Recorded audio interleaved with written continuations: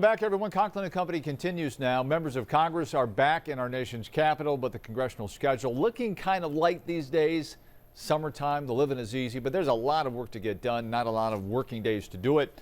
Pleased to be joined once again by Washington Bureau Chief Jacqueline Policastro. And Jacqueline, let's talk about what is on that schedule right now. Let's take a look at the calendar.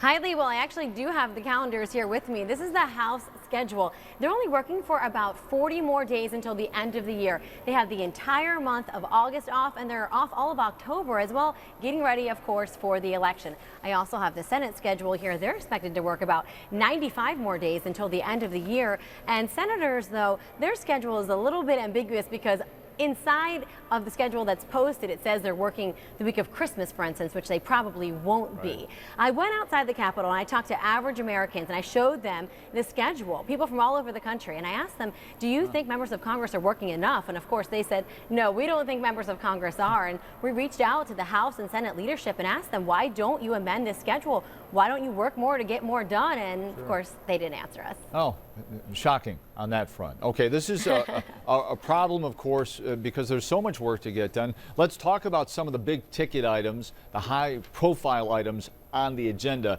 Will they get it done? Can they get it done in this short amount of time?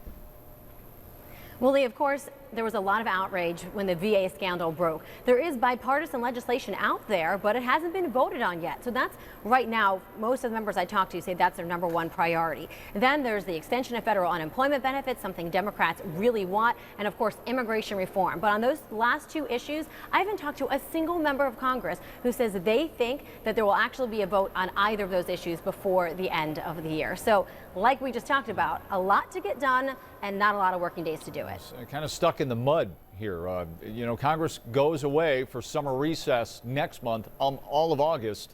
Yeah. Congressional folks working midterm elections, running for re-election. What are you working on? Because apparently we're not giving you the month of August off. No, you're not giving me the month of August off. Maybe I should ask the boss about that. I'm just kidding, of course. We will be actually working in Michigan and Ohio.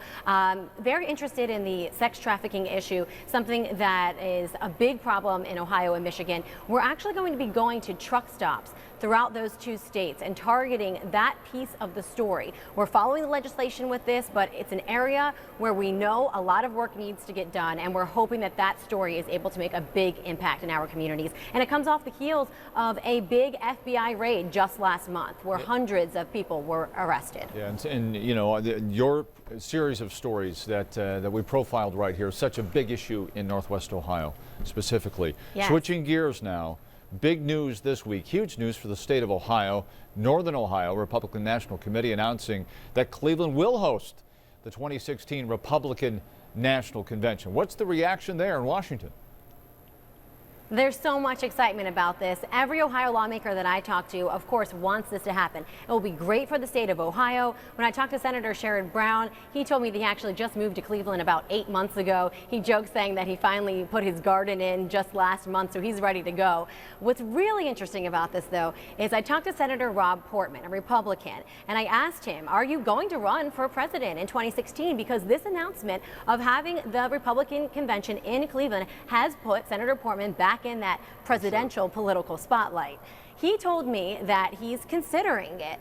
You know, he is, of course, going to say that he's still looking at the Senate race in 2016 for his seat. But he said that he'll probably make this decision after the November election. He says that he wants to wait to see which other Republicans will get into the race before he makes a final decision. But of course, he spends a lot of time working throughout the country, meeting with high-profile Republicans, and it puts him in a very good position to fundraise and campaign leading up to 2016. Yeah, when you talk about Chris Christie or Ted Cruz or Rick Perry, I'm not hearing a ringing endorsement of any of those three right now from within the party. I'm not either.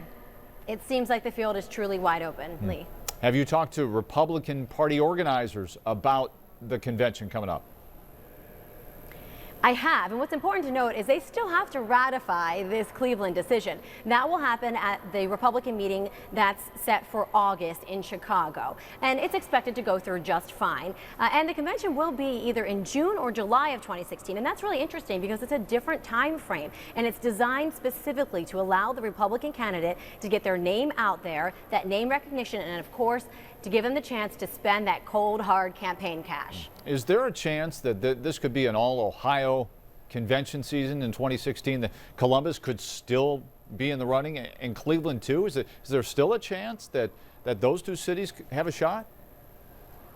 Well, there's a chance that both conventions could be in Ohio, but not a chance that they could both be in Cleveland. Yeah. That's because there is a clause inside those contracts that doesn't allow both parties to have it in the same city. So right now, if Republicans continue through, they will have Cleveland, but Columbus is still in the running, and Democrats are planning to visit the state in August to try to make their final decisions, but they're not going to announce which city they choose until the end of the year. I have talked to some members of Congress who have explained that they don't think Ohio would be able to basically put up enough cash in order to generate both parties the opportunity to come to the state. So we might be looking at having the Democrats hosted in another city, but certainly would be very cool to have everyone in Ohio, the center of politics, of course.